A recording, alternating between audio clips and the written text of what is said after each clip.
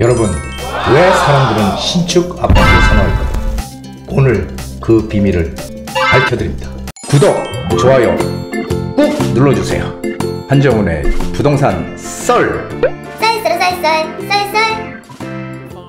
안녕하세요. 부동산 썰 한정훈입니다. 자, 오늘은 어떤 얘기로 썰을 풀어볼까 생각을 하는데요. 최근에 기사를 보면은 얼죽신이라는 얘기가 상당히 많이 나옵니다.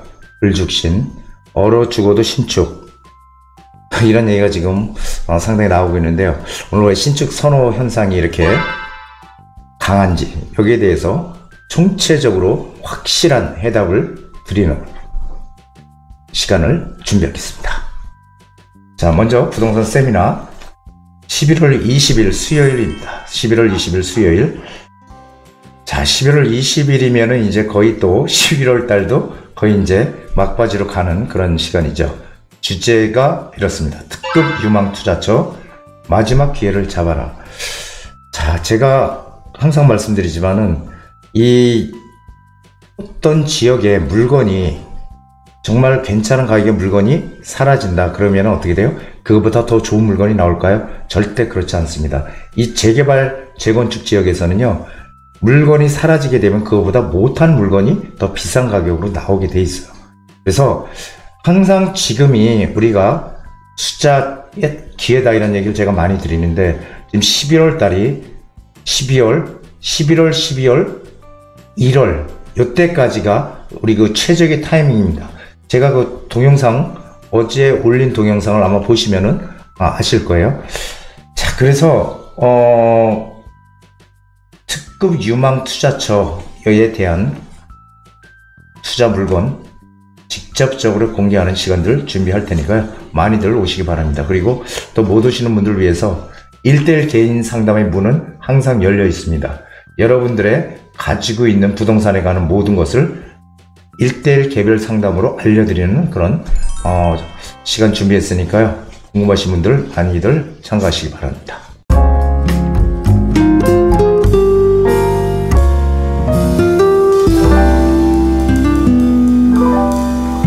부동산 DJ. 자, 오늘 최근 얼죽신 현상, 사람들은 왜 신축 할까? 선호도가 좀 높죠.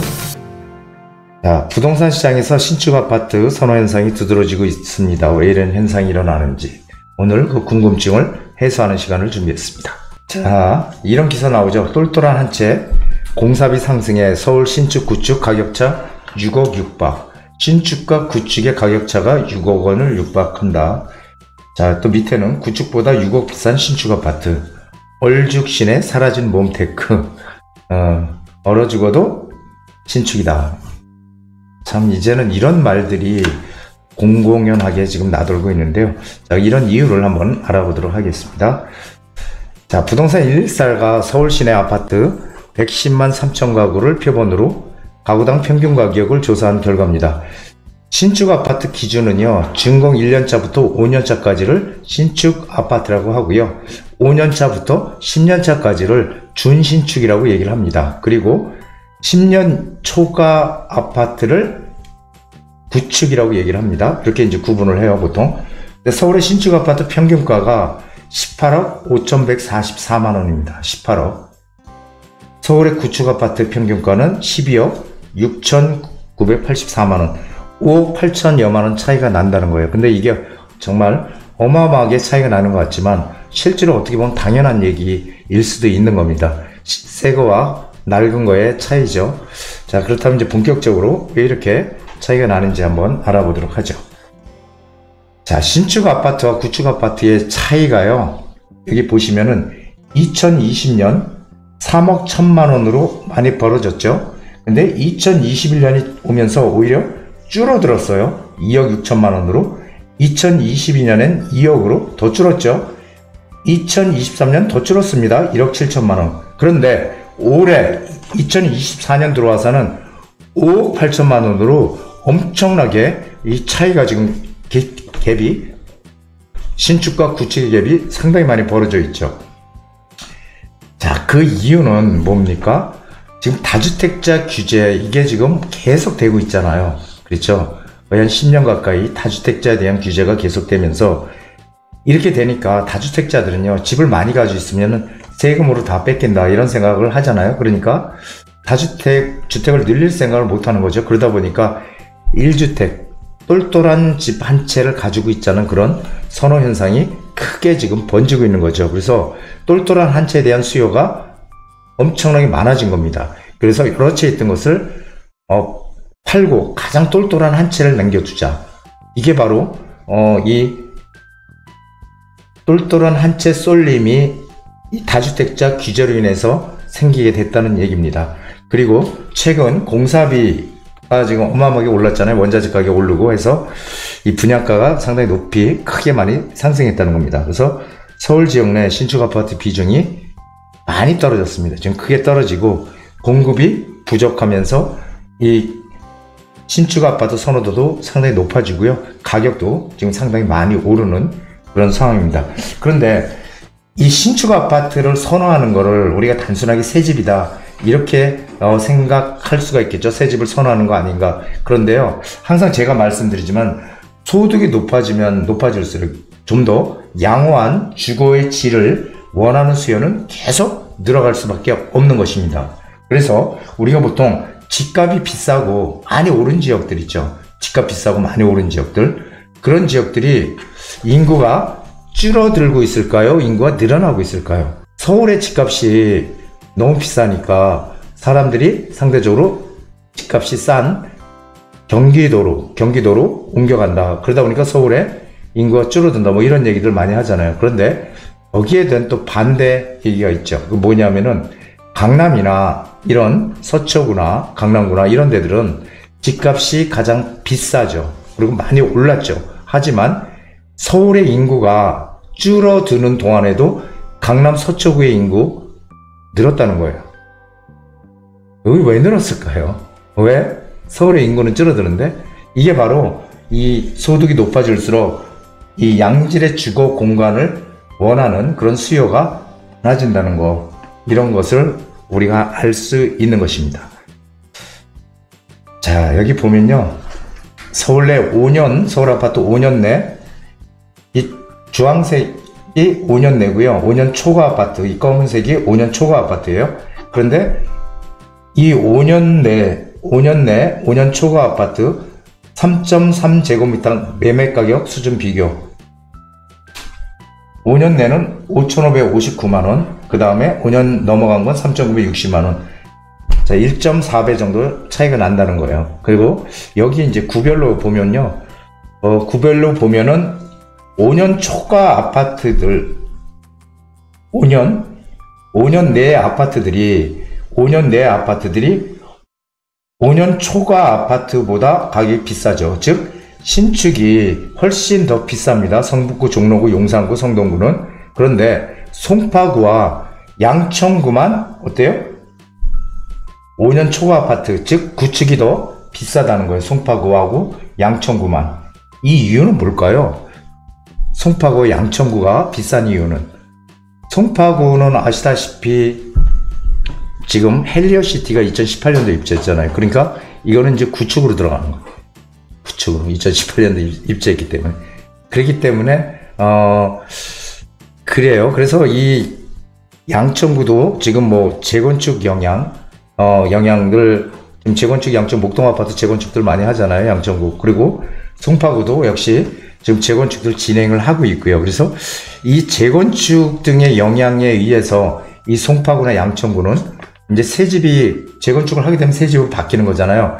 그래서 송파구, 양천구는 오히려 이 구축, 즉 재건축을 할 수 있는 이 오래된 아파트들, 이런 아파트 가격이 비싼 거라는 거죠. 나머지 대부분의 지역은 신축 5년 내에 아파트들이 비싼 겁니다. 사실 5년 내에 이 신축 아파트 가격이 비싼 게 정상이죠. 하지만 이 재건축을 진행하고 있는 아파트들, 지역들, 이런 지역들은 오히려 구축이 더 비싸더라 하는 얘기입니다. 자, 전국 공동주택 중 준공 20년 이상 단지 비중. 서울은 구축의 비율이 59.5%예요. 구축의 비율. 자, 그리고 대전은 구축의 비율이 56.9%, 전국적으로 보면 46.6%. 자, 서울과 대전 지역이 준공 20년 이상 노후 아파트 비중이 제일 높습니다. 그렇죠? 서울과 대전. 서울 지역 공동주택 164만 1560가구로 이 가운데에서 중요한 거 이겁니다. 2020년 이후에 공급된 공동주택은 16만 3천 가구 규모로 전체 10% 정도 수준이라는 거죠. 그만큼 신축이 들어왔다 안 들어왔다? 안 들어왔다는 거예요. 왜? 신축이 들어오게 되면은 어떻게 해요? 집값을 많이 올린다. 지금 강남 같은 경우도 대표적이잖아요. 강남에 집값이 오르면 이게 지역적으로 강남의 집값이 전국적으로 영향을 미친다. 주변 지역으로 영향을 미치면서 전국적으로까지 영향을 미친다. 그러니까 강남 집값을 잡아야 된다. 각종 규제로 인해서 사실은 집값이 오르지 못하게끔 눌러놓잖아요. 그리고 그러다 보니까 이 서울에 대한 인식이 뭐냐면은 서울은 공급을 많이 늘리면 안 된다. 이게 이제 지난 문재인 정부에서 그런 얘기 했었죠. 서울은 집이 부족하지 않기 때문에 집을 늘리면 안 된다. 이런 논리였거든요. 그러다 보니까 지금 그 후폭풍이 지금까지 거세지고 있는 겁니다. 그래서 결국은 이런 자료들을 보더라도 서울의 공급이 상당히 안 됐구나라는 것을 느낄 수 있다는 거죠. 자, 신축 아파트는 왜 이렇게 인기가 있을까요? 그러니까 한마디로 잘 보질 못해서 그래요. 신축을 들어가 살질 못하니까 신축이 나오면 서로 간에 들어가 살기 원하는 거죠. 물론 이제 신축 아파트니까 최신 설비, 커뮤니티 시설 이런 것들을 갖추고 있어서 편리한 그런 생활을 보장받을 수 있고요. 그리고 미래 가치 상승에 대한 기대가 크다. 새로 집이 지어졌기 때문에 가격이 계속 오를 거다 이런 생각들을 하는 거죠. 그리고 이제 재건축 아파트는 이게 잘 되면 괜찮은데 사업이 또 지연이 될 수도 있고요. 그러니까 불확실성이 좀 크다. 젊은 세대를 중심으로 해서 신축 현호 현상이 지금 점점 더 커지고 있다 이런 얘기입니다. 근데 이 재건축 아파트가 결국은 바뀌어서 신축이 되는 거잖아요. 그래서 제가 항상 말씀드렸듯이 지금 정부의 정책 방향이 재건축과 재개발에 포커스가 맞춰져 있잖아요. 그러면은 이 재건축과 재개발 중에서 이 불확실성을 없앨 수 있는 곳, 즉 공사비가 많이 사업이 지연되거나 막 이런 데들 있잖아요. 주민들이 반대하거나 이런 데들만 피해서 들어갈 수 있다면 우리는 재건축, 재개발에 성공적인 투자를 할 수 있지 않을까요? 그래서 결국은 지금 재건축과 재개발의 가장 핵심은 사업성이라는 거예요. 이 사업성이 담보가 되면은 무조건 하겠죠. 즉 사업성이 좋아서 내가 추가 부담금을 뭐 1억밖에 안 내든 1억밖에 안 내고 내가 30평대를 받을 수 있다 이러면요 어떻게 돼요? 사람들 다 찬성하겠죠. 그런데 만약에 6, 7억을 내야 된다. 나중에 추가 부담금을. 그럼 사람들이 재건축을 진행을 할까요? 진행하다가도 안 할 거예요, 아마. 그렇죠. 그래서 이 사업성이 지금 상당히 관건으로 지금 우리한테 부각이 되고 있다는 얘기입니다. 이 얼죽신 현상, 이거는 뭐 당연한 거죠. 얼죽신 현상은 새 아파트가 비싸도 사려는 수요는 계속 증가 중이다. 제가 아까도 말씀드렸지만은 아무리 가격이 비싸고요. 그리고 가격이 많이 오른 지역이라도 그쪽이 선호도가 높다는 거예요. 왜냐하면 사람들은 소득이 높아지면 높아질수록 양질의 주거 공간을 더 좋은 주거의 질을 찾아서 가는 게 가장 기본적이기 때문에 그렇습니다. 5년 이하의 아파트 매매 가격 지수가 100을 돌파했다. 신축이 선호도가 높다는 얘기죠. 준공 20년 초과 아파트 매매가 격차가 점차로 확대되고 있다. 전국 주택 절반이 노후화, 준공 실적은 별로 없다라는 겁니다. 지금 만약에 다 뭘 한다고 하더라도 지금 착공을 해서 철거하고 착공을 해가지고 아파트가 지어질 때까지 평균적으로 3년인데 지금 3년도 더 걸린다고 해요.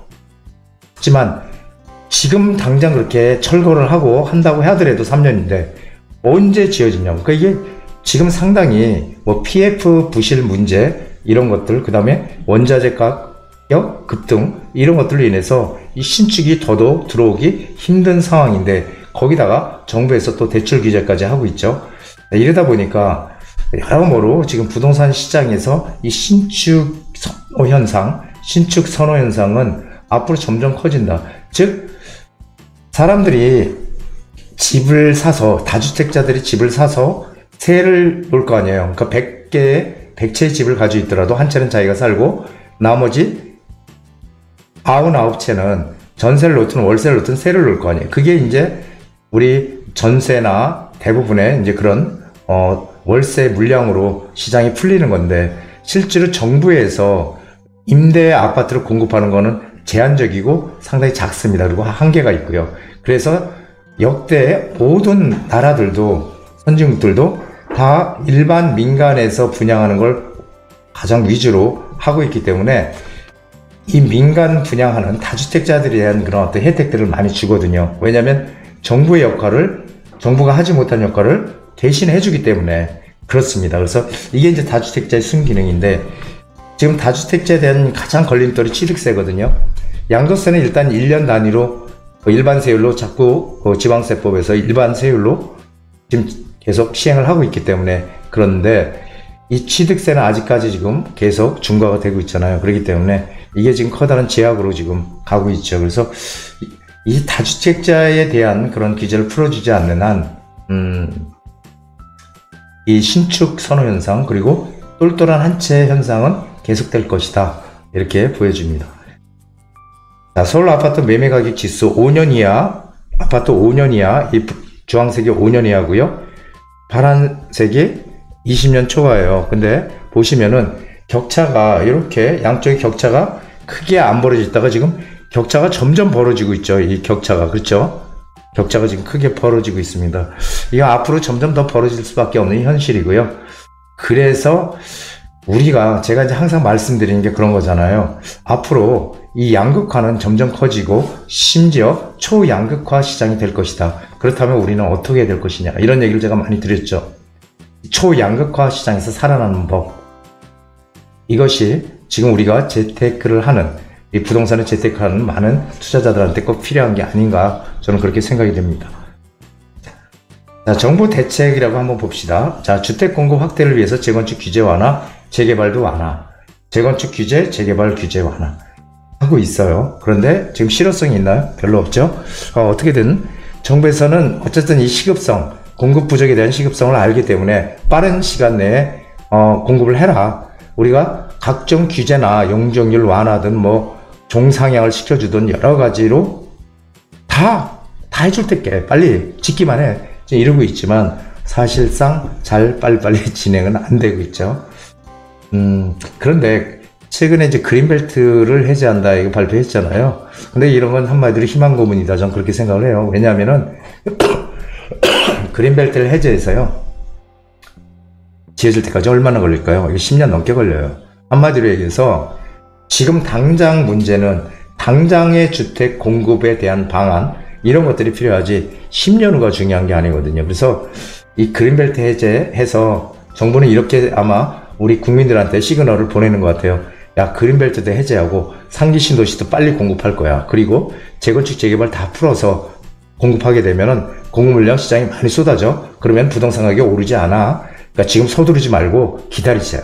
기다리면은 훨씬 더 싼 가격에 좋은 그런 양질의 공급 혜택을 받을 수 있을 거다. 이렇게 지금 정부에서 계속 시그널을 보내지만 그걸 믿는 사람이 과연 얼마나 될까, 저는 의문이 됩니다. 그래서 사실 그린벨트 해제 이런 것들은 한마디로 희망 고문 일 뿐이다, 이렇게 생각하고요.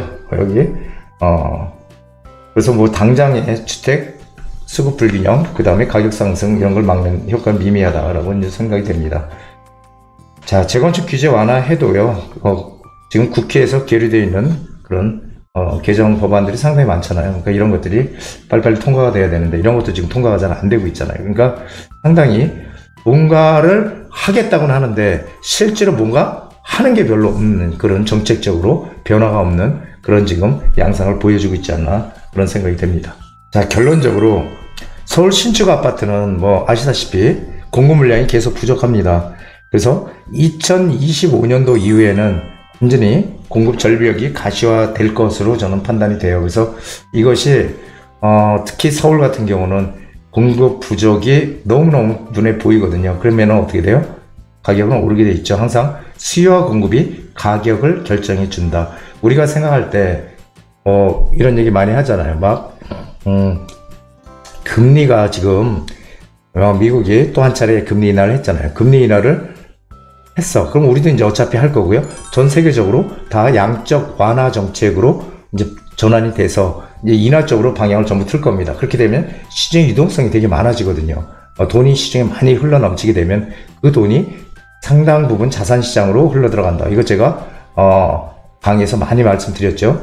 자, 그런데 이렇게 금리가 지금 인하가 되고 아니면 금리가 인상이 되고 했을 때 이 금리가 미치는 영향이 상당히 크다라는 거 다들 아시잖아요.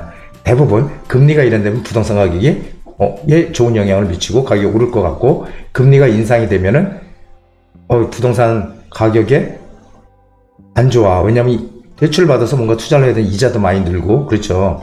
그래서 안 좋아. 그러니까 가격이 떨어질 거야. 이렇게 생각들 많이 하시지만 사실상 금리가 인상될 때나 금리가 인하될 때나 금리가 인상이 됐을 때도 가격이 오르던 시절이 있었고요. 금리가 인하돼도 가격이 하락하는 시절이 있었다는 겁니다. 그 이유는 왜 그럴까요? 바로 수요와 공급에 달려 있다는 거예요. 금리가 오르든 내리든 간에 수요가 부족하면은 수요는 많은데 공급이 부족하면 가격은 올랐다는 거고요. 금리가 오르든 내리든 간에 공급이 많았다면, 수요보다 공급이 많았다면 가격이 떨어졌다는 겁니다. 그만큼 이 수요 공급은 우리 부동산의 가장 최대의 관건이죠. 원칙이죠. 법칙이고요. 자, 그래서 서울 아파트 분양가는 계속 상승하는 추세고요.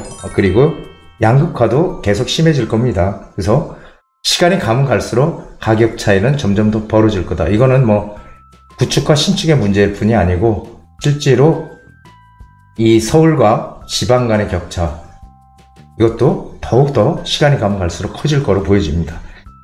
자, 그래서 지금 정부가 핵심 사업으로 추진하고 있는 그런 재개발 재건축, 만약에 내가 정말 돈이 많고 현금이 너무 많아, 그렇다면은 신축을 저는 무조건 사시라고 권해드립니다. 그리고 어디에 사라고 권해드릴까요?